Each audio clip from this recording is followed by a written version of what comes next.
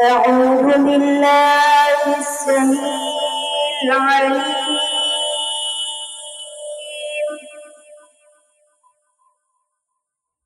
من الشيطان الرجيم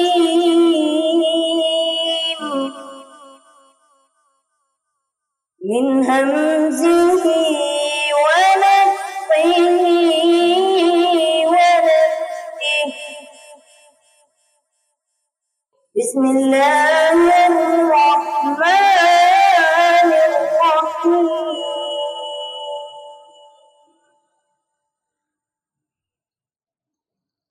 قد أفلح المؤمنون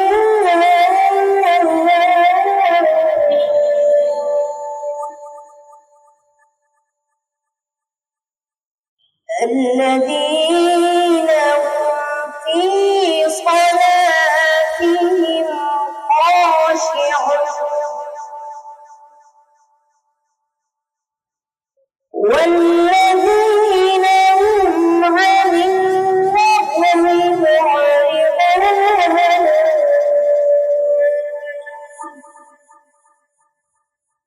والذين هم للزكاة فاعلون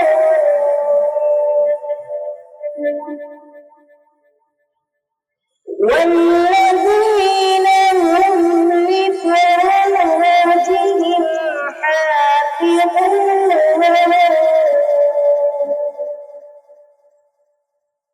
إلا على أزواجهم أو ما ملكت أيمانهم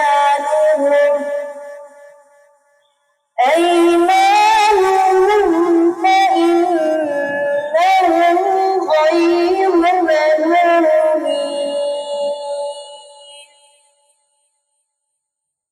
فمن ابتغى وراء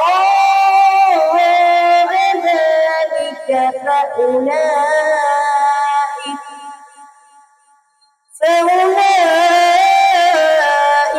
هم العادون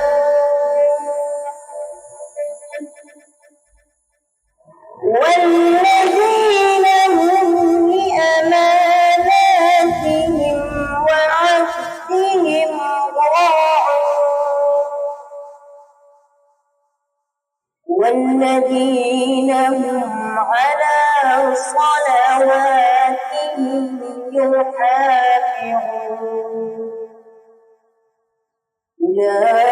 أولئك هم الوارثون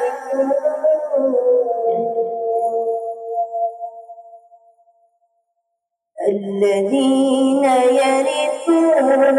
الفردوس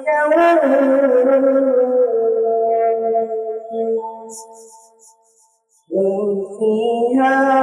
خالدون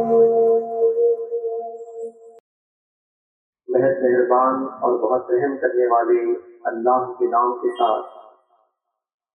क़यामत के दिन वो मोमिनीन फलाह पाएंगे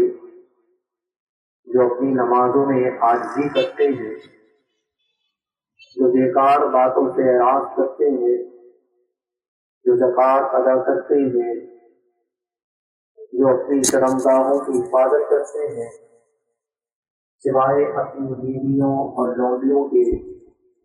कि उनसे हिफाजत न करने पर उन्हें कोई मलामत नहीं, और जो उनके अलावा किसी और के बदलाशी हो तो ज़्यादती करने वाले हैं, जो अपनी अमानतों और अपने अहद व पैमा की निगरानी करते हैं,